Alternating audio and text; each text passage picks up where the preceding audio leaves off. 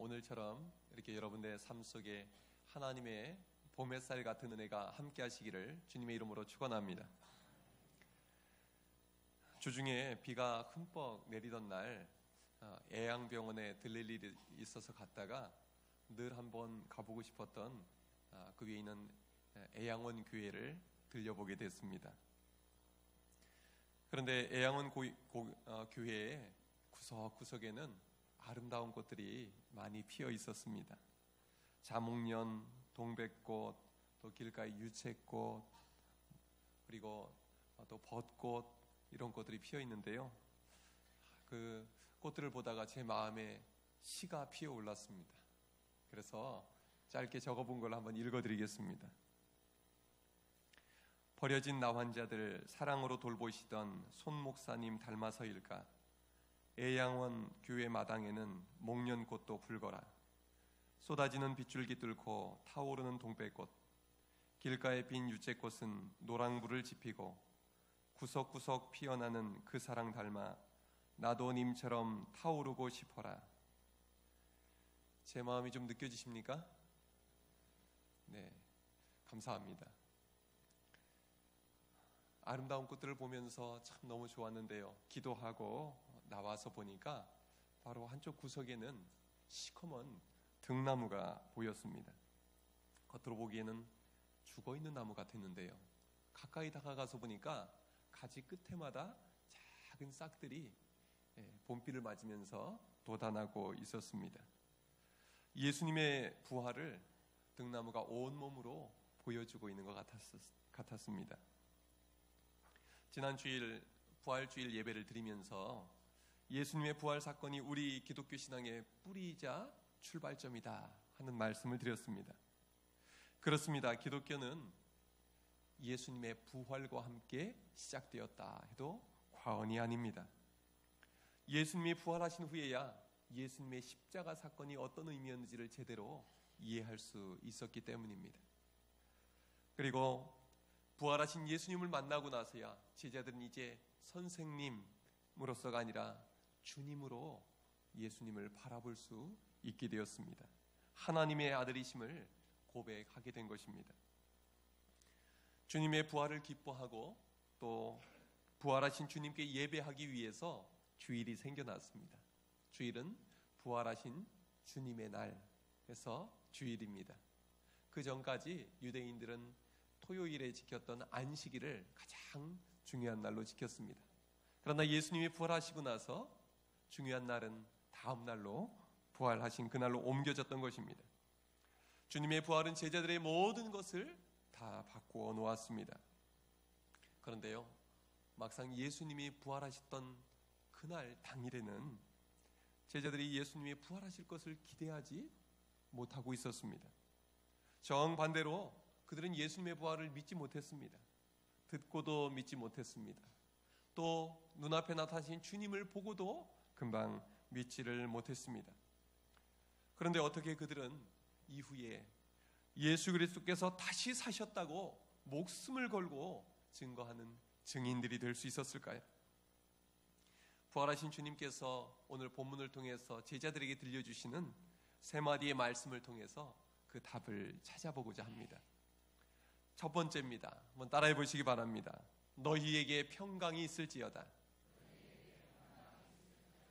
본문 말씀 19절 20절 말씀을 함께 읽겠습니다. 이날 곧 안식 후 첫날 저녁 때에 제자들이 유대인들을 두려워하여 모인 곳에 문들을 닫았더니 예수께서 오사 가운데 서서 이르시되 너희에게 평강이 있을지어다. 이 말씀을 하시고 손과 옆구리를 보이시니 제자들이 주를 보고 기뻐하더라. 아멘.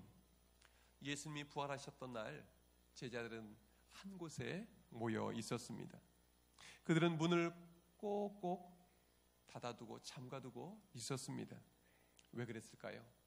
오늘 말씀을 보니까 유대인들이 두려워서였답니다. 이 제자들도 유대인들인데 왜 같은 유대인들로서 두려워하고 있는 것일까요? 그 이유는 바로 유대인들이 예수님을 십자가에 못 박아 죽였기 때문입니다. 제자들이 모여있던 이날은 예수님이 십자가에 달려 죽으신 지 3일째 되던 날이었습니다. 3일 전 예수님은 제자들이 보는 눈앞에서 십자가에 달려 참혹한 죽음을 당하셨습니다. 그 모습을 직접 목격했던 제자들은 얼마나 끔찍했겠습니까? 우리는 작은 사고만 나도 잔상이 오래가고 후유증을 앓지 않습니까? 그런데 3년간 모든 것을 다 포기하고 따라다녔던 스승님이 예수님이 가장 잔인한 방법으로, 가장 비참한 모습으로 자기들 앞에서 처형을 당하셨던 것입니다. 제자들은 아직 그 충격과 두려움에서 헤어나오지 못하고 있었습니다. 아마도 제자들은 예수님의 그 끔찍한 죽음 앞에서 불안하고 두려워서 잠도 못 잤을 것 같습니다. 자다가는 깜짝깜짝 악몽을 꾸었을 것 같습니다. 음식인들 제대로 먹을 수가 있었겠습니까? 제자들은 밖에도 잘 나가지 못했을 것입니다. 예수님을 따라다니면서 예수님이 워낙 인기가 많으셨기 때문에 제자들의 얼굴도 알려지지 않았겠습니까? 함부로 돌아다니다가는 유대인들에게 붙잡혀서 혹시라도 예수님처럼 죽음을 당할까봐 제자들은 아마도 문을 걸어 잠그고 두려움 속에서 누가 찾아오지 않나 그렇게 걱정하고 염려하고 있었던 것 같습니다. 우리는 이 제자들의 죽음에 대한 공포가 잘 느껴지지 않지요. 누가 우리를 지금 죽이려고 옆에서 위협하고 있지는 않으니까요. 그런데요, 어제 저녁에 인도 첸나이라는 곳에서 선교하고 있는 제 친구 선교사에게 전화를 하게 됐습니다. 안부도 묻고 또 궁금한 것도 있고 해서 연락을 좀 했었는데요. 그런데요, 그곳은 어떠냐 물어보니까요, 그곳은 아주 험악하답니다. 중국이 요즘 분위기가 안 좋다고 하는데 중국 못지않게, 아니 중국보다 더 그곳은 위험이 크다고 합니다. 최근에 복음을 전하던 전도자 한 사람이 붙잡혀서 목이 잘려서 죽음을 당했다는 겁니다. 또 어느 선교사님의 부인도 피사를 당했다는 것입니다. 선교사님들은 밤을 지내면서 무슨 일이 일어날지 몰라서 잠도 편히 제대로 이루지 못하고 있다는 것입니다. 선교사님들은 자꾸 떠나가는 분들이 많이 계신데 제 친구 선교사는 주님이 가라고 하시기 전까지는 지키겠다 하면서 그것을 지키겠다고 말합니다. 우리는 이렇게 편안하게 예수님을 믿고 있는데요, 아직도 예수님을 믿는 우리의 믿음의 형제들은 목숨을 걸고 신앙을 지키고 있습니다. 인도까지 안 가도 우리가 한 대여섯 시간만 올라가면 휴전선이 나오잖아요. 제가 휴전선을 종종 가서 임진각에서 바라본 적이 있었는데요, 그 건너만 해도요, 예수 믿으면 목숨을 유지하지 못하는 그런 무서운 곳입니다. 여러분, 우리가 편안히 오늘도 예배를 드리면서 목숨을 걸고 믿음을 지키고 있는 우리의 믿음의 형제들을 위해서 함께 기도할 수 있기를 바랍니다. 우리 선교사님들을 위해서, 그리고 인도에 있는 우리 그리스도인들을 위해서, 북한에 있는 우리 그리스도인들을 위해서, 중국과 이슬람 지역에서 정말 어렵게 믿음 생활하는 그분들을 위해서 함께 기도할 수 있기를 바랍니다. 오늘 본문에서 제자들도 두려움 속에 있었습니다. 물론 그들은 이미 여제자들로부터 이런 이야기를 들었습니다. 예수님이 다시 사셨다. 그런데요, 그 이야기를 듣고도 잘 믿어지지 않는 것입니다. 예수님이 갑자기 십자가에 달려 죽으신 것도 아직 실감이 나지 않는데, 죽으신 그분이 분명히 자기들은 예수님이 죽은 것을 목격한 분도 있고 목격했던 제자들도 있고 또 이미 들어서 다 알고 있는 사실인데, 갑자기 예수님이 살아나셨다니 제자들의 마음이 얼마나 혼란스러웠겠습니까? 그런데요, 그때 제자들에게 예수님이 나타나셨습니다. 그리고 가운데 서서 말씀하십니다. 너희에게 평강이 있을지어다. 다시 사신 예수님을 만난 제자들의 마음이 어떠했겠습니까? 반가웠겠지요. 그러나 한편으로 두렵기도 했지 않겠습니까? 지금 내가 보고 있는 것이 꿈인가 생신가? 헛것은 아닐까? 유령은 아닌가? 선뜻 예수님에게 다가가지 못했을 것만 같습니다. 예수님은 자기들이 바라보는 앞에서 체포당했고 채찍에 맞으셨고 그 채찍에 맞아서 피를 너무너무 많이 흘리셨습니다. 그리고 십자가 위에 못 박혀서 거기에서도 피를 많이 흘리셨고 고통당하셨고 마지막에는 창에 찔려서 예수님은 돌아가셨습니다. 옆구리에서 물과 피가 함께 나왔다고 했잖아요. 그런데 최근에 유명의 국립의료원의 유명한 한 의학 박사가 국제적인 학술지에 냈던 그런 연구 결과가 있습니다. 왜 피만 나오지 않고 물이 나왔을까? 그 물은 다른 것이 아니라 십자가에 매달려서 계속 호흡곤란이 오면 이 폐와 이 갈비뼈 사이에 물 같은 것이 찬다고 합니다. 그래서 완전히 죽음이 확인됐을 때만 나올 수 있는 것이 물이라고 합니다. 피와 물이 함께 나왔다는 것은 그것은 기절한 것도 아니고 완전히 죽었을 때의 일이라는 것입니다. 제자들은 분명히 예수님이 죽은 것을 알고 있었습니다. 그런데요, 자기들이 보는 눈앞에 예수님이 나타나셔서 너희에게 평강이 있을지어다 말씀하시니 어찌 그것이 쉽게 받아들여졌겠습니까? 부활하신 예수님을 만난 뒤에 두려움과 의심에 쌓여있던 이 제자들에게 반전이 일어납니다. 20절 하반절에 보니까 뭐라고 기록되어 있습니까? 제자들은 주를 보고 기뻐하였답니다.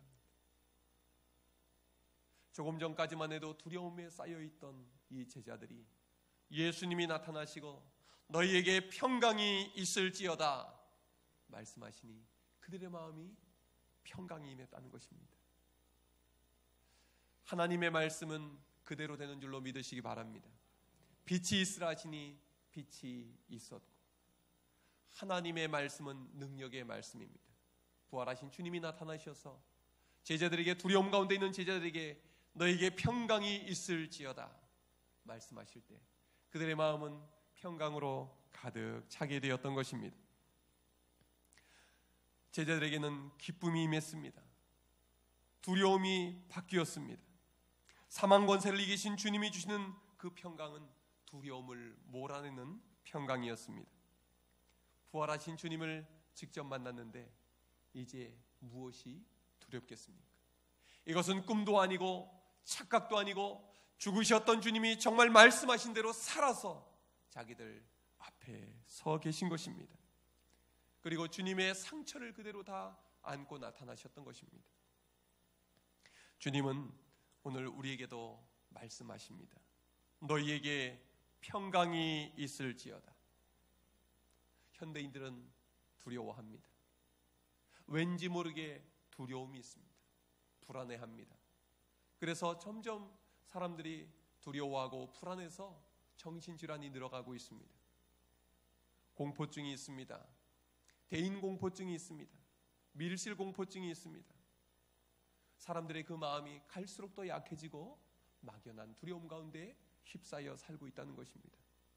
무엇이 우리를 평안케 해줄 수 있을까요? 무엇이 우리 마음에 평강을 부어줄 수 있겠습니까? 오직 예수 그리스도만이, 죽음을 이기고 살아나신 부활하신 예수 그리스도만이 우리에게 평강을 주실 줄로 믿으시기 바랍니다. 두 번째로 부활하신 주님이 우리에게 주시는 말씀은 무엇입니까? 따라해 보시기 바랍니다. 성령을 받으라. 21절 22절을 함께 읽겠습니다. 예수께서 또 이르시되 너희에게 평강이 있을지어다. 아버지께서 나를 보내신 것 같이 나도 너희를 보내노라. 이 말씀을 하시고 그들을 향하사 숨을 내쉬며 이르시되 성령을 받으라. 아멘. 부활하신 예수님은 제자들에게 다시 말씀하십니다. 너희에게 평강이 있을지어다.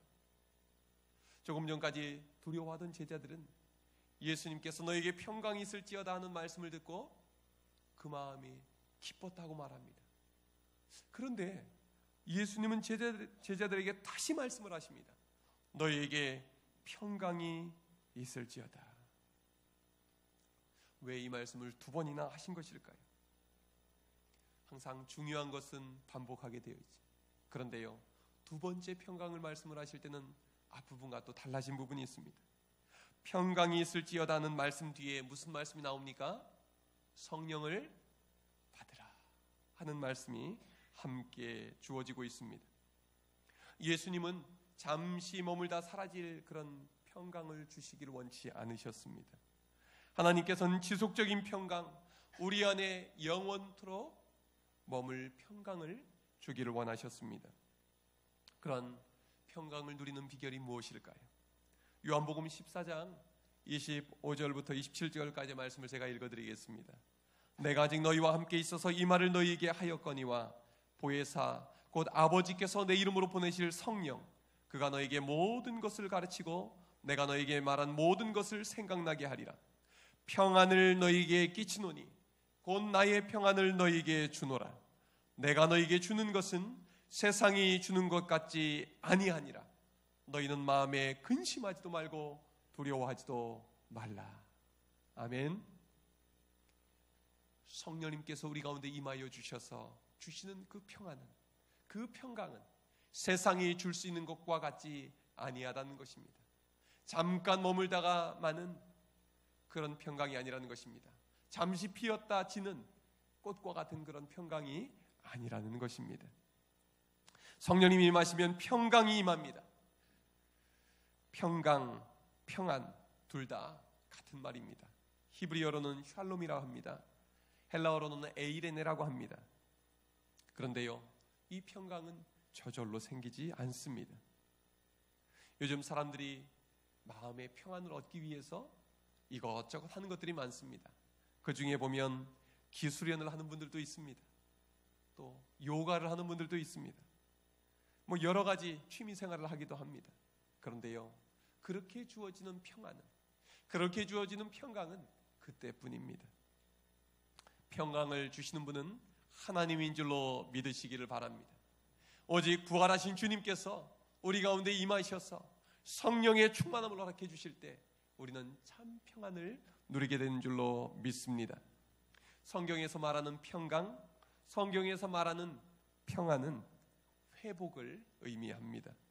가장 중요한 것은 하나님과의 관계의 회복입니다.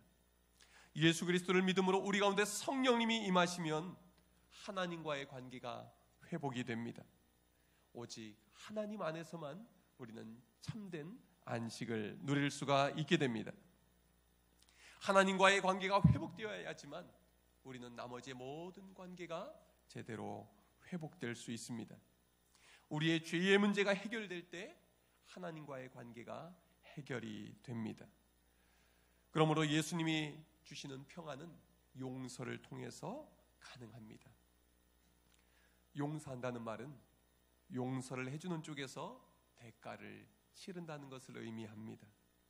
하나님은 우리가 영원히 형벌받으며 치를 죄의 값을 그 아들을 통해 대신 치러주셨습니다. 그리고 우리의 모든 죄를 용서해 주셨습니다. 부활하신 예수님이 제자들을 찾아오신 사건 자체가 제자들을 용서해 주시는 사건이었습니다. 예수님이 가장 고통스러우셨을 때, 예수님이 가장 제자들을 필요로 할 때 이 제자들은 배신하고 도망가 버렸습니다. 만약에 예수님께서 그 마음에 섭섭함이 있고 마음에 맺힌 것이 있다면 이런 모습으로 나타나지 않으셨겠지요. 그들을 심판하러 오셨을 것입니다. 와서 그들을 꾸짖으셨을 겁니다. 너에게 평강이 있을지어다, 이런 말씀 하지 않으셨을 것입니다. 그러나 제자들을 찾아오신 주님은 어떤 주님이었습니까? 십자가 위에서 아버지 저들을 사하여 주옵소서, 자기들이 하는 것을 알지 못함이니이다. 그렇게 모든 죄를 대신 또 안으시고 우리의 모든 죄의 값을 대신 치러주신 그 주님이 지금 제자들 앞에 부활하셔서 나타나신 것입니다. 그 찾아주심 자체가 내가 너희들을 용서했다, 나는 너희들을 이미 십자가 위에서 용서했다, 아버지께서도 너희를 용서했다 하시는 용서의 방문인 것입니다. 그 부활하신 주님은 지금도 하나님 우편에서 우리를 위해 기도하고 계신 줄로 믿으시기 바랍니다. 또한 23절에서 이렇게 말씀합니다. 너희가 누구의 죄든지 사하면 사하여질 것이요 누구의 죄든지 그대로 두면 그대로 있으리라 하시니라. 예수 그리스도를 믿음으로 우리 가운데 성령님이 임하시면 하나님과의 관계가 회복이 됩니다. 그런데 더불어서 성령님이 우리 가운데 임하시면 우리 안에 평안이 임하고 우리 사람들 사이의 관계가 회복이 됩니다. 관계가 회복이 되면 마음이 평안해지지요. 관계가 회복이 되면 그 삶이 행복해집니다. 가족들 가운데 맺혔던 것이 회복이 되면 그 가정은 행복해집니다. 교회 안에서 맺혔던 것들이 회복이 되면 행복한 교회가 됩니다. 인간관계가 회복되려면 서로 용서해주고 용서받아야 합니다. 그래서 성령의 열매는 용서입니다. 다시 말해 성령 받아야만 우리는 용서할 수가 있는 것입니다. 교회는 하나님의 용서 위에 세워져 있는 공동체입니다. 교회는 하나님께 용서받은 일이 모여있는 공동체입니다. 더불어서 교회는 서로 용서하는 공동체입니다. 부활신앙은 서로 용서하는 신앙입니다. 하나님 나라는 하나님께 용서받은 이들이 서로 용서하며 사는 나라입니다.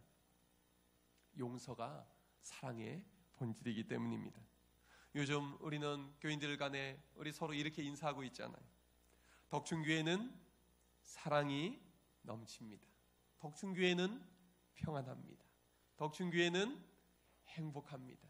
우리 한번 해볼까요? 제가 덕충교회는 할 테니까 뒤를 해보세요. 덕충교회는 사랑이 넘칩니다. 덕충교회는 평안합니다. 덕충교회는 행복합니다. 나도 행복합니다. 여러분, 어떻게 우리 덕충교회가 사랑이 넘치는 교회, 평안한 교회, 행복한 교회가 될 수 있을까요? 우리가 서로 용서하고 용납하면 평안한 교회, 행복한 교회, 사랑이 넘치는 교회가 될 줄로 믿습니다. 그런데 용서가 쉽지는 않습니다. 우리는 우리의 힘으로는 도저히 용서하지 못합니다. 오직 성령님의 권능으로만 우리가 용서할 수 있는 것입니다. 우리 모두 성령의 충만함을 구하고 성령 충만함을 받아서 우리 마음에는 평강을 누리고 우리가 서로 용서하고 용서받으면서 주님의 은혜 가운데 거하기를 주님의 이름으로 축원합니다. 마지막으로 부활하신 주님께서 우리에게 주시는 말씀은 무엇입니까? 따라해 보시기 바랍니다. 믿는 자가 되라. 우리 마지막으로 말씀 26절부터 28절 말씀 함께 읽겠습니다. 시작. 여드레를 지나서 제자들이 다시 집안에 있을 때에 도마도 함께 있고 문들이 닫혔는데 예수께서 오사 가운데 서서 이르시되 너희에게 평강이 있을지어다 하시고 도마에게 이르시되 내 손가락을 이리 내밀어 내 손을 보고 내 손을 내밀어 내 옆구리에 넣어보라. 그리하여 믿음 없는 자가 되지 말고 믿는 자가 되라. 도마가 대답하여 이르되 나의 주님이시요 나의 하나님이시니이다. 아멘. 부활하신 예수님께서는 제자들에게 찾아오셔서 두 번이나 말씀하셨습니다. 너에게 평강이 있을지어다. 그리고 손과 옆구리를 보여주셨습니다. 제자들은 더 이상 두려워하지 않았습니다. 기뻐했습니다. 잃었던 평강을 찾았습니다. 그런데요, 그 자리에 함께하지 않았던 제자가 한 명 있었습니다. 그의 이름이 무엇입니까? 도마였습니다. 도마가 돌아왔을 때 다른 제자들이 말했습니다. 예수님이 다시 살아나셨다. 살아나신 예수님이 우리에게 찾아오셨다. 그런데요, 도마는 이렇게 말합니다. 내가 그의 손에 못자국을 보며 내 손가락을 그 못자국에 넣으며 내 손을 그 옆구리에 넣어보지 않고는 믿지 아니하겠노라. 믿을 수 없다도 아닙니다. 믿지 아니하겠노라. 자기는 못 믿겠다는 거예요. 자기 눈앞에 나타나지 않으시면 안 믿겠다는 거예요. 아니, 나타난 것만으로도 자기는 믿을 수 없고 그 손가락에 손에 손가락을 넣어보고 옆구리에 손가락을 넣어봐야 확인해봐야만 자기는 믿을 수 있겠다는 것입니다. 도마는 자기가 경험한 것만 믿는 사람이었습니다. 이런 모습을 보면 좀 위로가 되지 않습니까? 우리도 믿음 생활하면서 성경 읽으면서 설교를 들으면서 종종 의심이 들 때가 있지 않습니까? 도마는 우리와 비슷한 사람이었던 것 같습니다. 그로부터 8일 뒤 도마가 제자들과 함께 그 집 안에 있을 때였습니다. 문들이 꼭꼭 닫혀 있는데 예수님이 나타나셨습니다. 가운데 서서 주님이 말씀하십니다. 너희에게 평강이 있을지어다. 그동안 예수님을 만난 모든 제자들의 마음에는 평강이 있었는데요, 오직 한 사람만 예외였습니다. 누구입니까? 도마였습니다. 그는 아직 주님을 만나지 못했기 때문에, 부활하신 주님을 아직 눈으로 확인하지 못했기 때문에 여전히 그 마음에는 의심과 불신과 불안으로 가득 차 있었습니다. 예수님은 마음이 불편한 이 도마를 위해 다시 찾아오셨습니다. 그리고 말씀하십니다. 너희에게 평강이 있을지어다. 그리고 도마에게 이렇게 말씀하십니다. 내 손가락을 이리 내밀어 내 손을 보고 내 손을 내밀어 내 옆구리에 넣어보라. 그리하여 믿음 없는 자가 되지 말고 믿는 자가 되라. 이 말씀을 하실 때 예수님의 마음은 어떠하셨을까요? 기분 나쁘게 말씀하셨을까요? 너 이놈의 자식, 이런 마음이셨을까요? 아닙니다. 아니면 책망하는 마음이셨을까요? 아닙니다. 저는 예수님이 이 말씀을 사랑이 가득한 말투로 말씀하셨다고 생각이 됩니다. 도마야, 여기 한번 너의 손을 넣어봐라. 내 옆구리에 너의 손을 넣어봐라. 이제는 믿음 없는 자가 되지 말고 믿는 자가 되라. 주님은 사랑을 가득 담아 말씀하셨으리라 저는 그렇게 믿습니다. 예수님은 도마 한 사람을 위해 친히 찾아오셨습니다. 끝까지 의심했던 도마, 끝까지 믿지 못했던 그 도마를 찾아오셨던 것입니다. 주님은 도마를 포기하지 않으셨습니다. 선한 목자의 심정으로 도마가 믿음을 가질 수 있도록 다시 한번 찾아오셨던 것입니다. 그때 도마는 주님의 그 사랑에 감격해서 이렇게 놀라운 고백을 합니다. 우리 다시 한번 28절 읽겠습니다. 시작. 도마가 대답하여 이르되 나의 주님이시요 나의 하나님이시니이다. 아멘. 이 고백은요, 주는 그리스도시요 살아계신 하나님의 아들입니다 라는 베드로의 신앙 고백과 더불어서 성경에 나오는 가장 위대하고 놀라운 신앙 고백입니다. 그 고백을 가장 의심이 많고 믿음이 없던 제자 도마의 입에서 나오게 하셨습니다. 부활의 주님께서 도마를 바꿔놓으신 것입니다. 믿음 없는 도마를 가장 믿음 좋은 도마로 바꿔놓으셨습니다. 부활하신 예수님은 모든 것을 뒤집어 놓으셨습니다. 두려움을 기쁨으로 바꾸셨습니다. 미움을 사랑으로, 용서로 바꿔놓으셨습니다. 불신앙을 신앙으로 바꿔놓으셨습니다. 끝난 것 같은 상황을 새로운 출발점으로 바꾸어 주셨던 것입니다. 그 후에 도마의 삶은 어떻게 바뀌었을까요? 도마는 부활의 증인이 되어서 자기가 만난 예수를 증거하며 살았습니다. 그는 자신이 받은 그 평강, 흔들리지 않는 평강, 그 평강을 나누며 살았습니다. 그리고 약 20여 년 뒤인 주후 52년에서 53년경에 도마는 인도로 선교를 떠납니다. 우리가 지금 봐도 이스라엘에서 인도까지는 엄청난 거리가 아니겠습니까? 앞서 말씀드린 인도 첸나이에서 사역하는 제 선교사 이야기를 했지요. 인도 첸나이는 도마가 순교한 곳입니다. 그래서 그 친구에게 그곳 이야기를 좀 묻고 싶어서 어제 전화를 했던 것이죠.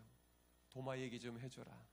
도마는 어떤 거기서 선교 사역을 했냐, 어떻게 거기서 마무리를 했냐, 이런 이야기를 직접 현지에서 듣고 싶어서 제가 전화를 했었는데요.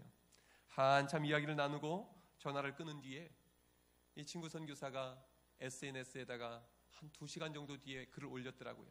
제가 새벽 한 3시가 못 돼서 일어나서 설교 준비를 계속 하게 됐는데 그 SNS에 올라온 글을 그대로 여러분들에게 읽어드리겠습니다. 사도 도마가 순교했다 전해지는 도마 언덕에 올라가면 나의 주 나의 하나님이라는 요한복음 20장 29절의 말씀이 곳곳에 쓰여 있다. 예수님의 부활을 마지막까지 의심했던 도마, 눈으로 보고 손으로 느끼고 오감으로 확신해야 예수의 부활을 믿겠다던 그는 제자들 가운데 가장 먼 곳, 당시의 땅끝이었을 인도로 향했다. 그리고 인도 첸나이 작은 언덕에서 순교로 하나님께 영광을 돌렸다. 부활절 둘째 주일 많은 교회에서 요한복음 20장 도마에 관한 메시지를 전할 텐데, 위경인 도마행전에 기록된 사도 도마의 유언적인 기도문을 소개한다. 나의 주 나의 하나님, 나의 희망 나의 구원자시여, 당신은 모든 나라들 가운데에서 나의 목자이시고 인도자이시며 당신을 섬기는 모든 이들과 함께 하옵소서. 오늘 내가 당신께로 가오니 나를 인도하소서. 그 어느 누구도 내 영혼을 취하지 못하게 하소서. 내 주여 보옵소서. 나는 당신의 사역을 마쳤고 당신이 내게 지시한 것들을 완수했습니다. 나는 당신이 주시는 자유를 얻기 위해 모든 사람들의 종이 되었습니다. 주님이 나를 온전케 하시는 그 은총의 기회를 주시지 않겠습니까? 그동안 많은 사람들이 함께 사도 도마가 순교한 언덕을 올랐다. 이곳을 올 때마다 도마의 마지막 기도를 곱씹으며 오른다. 부활 예수가 생명의 복음이기에 땅끝을 향했고, 생명의 복음은 평화의 복음이기에 삶의 마지막 순간까지 평화의 사도로 이 땅의 위에 은총을 빌었다. 샬롬, 부활 생명과 부활 예수의 평강이 모두와 함께. 이렇게 기록이 되어 있었습니다. 지금 도마의 그 믿음 가지고 도마의 순교 신앙을 붙들고 복음을 증거하고 있는 친구 선교사의 글입니다. 여러분, 함께 우리가 만난 적은 없어도 이 첸나이에 있는, 또 인도에 있는 선교사님들을 위해서 기도해 주시기를 바랍니다.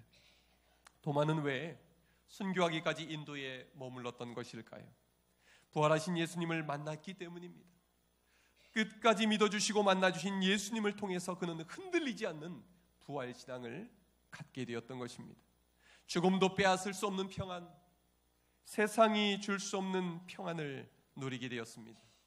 도마는 자기가 만난 부활의 주님을 전했습니다. 주님이 주신 그 평안을 전했습니다. 자신을 위해 목숨까지 내어주신 주님의 사랑에 감사해서 주님을 위해 자신의 목숨까지 바쳤습니다. 그는 기쁨으로 이 모든 일을 감당하고 부활의 복음을 증거했던 것입니다. 의심 많은 도마를 믿음의 사람으로 변화시켜 주신 주님께서 오늘 우리를 만나 주시고 우리를 믿음의 사람으로 바꿔주시기를 함께 기도할 수 있기를 바랍니다. 도마에게 주신 평안, 도마에게 주신 성령의 충만함을 우리에게 주시기를 기도합시다. 그리고 도마의 고백처럼 부활하신 예수님이 나의 주 나의 하나님이라고 증거하며 나갑시다. 주님께서 우리 가운데에 평강을 더하실 줄로 믿습니다. 할렐루야. 기도하겠습니다.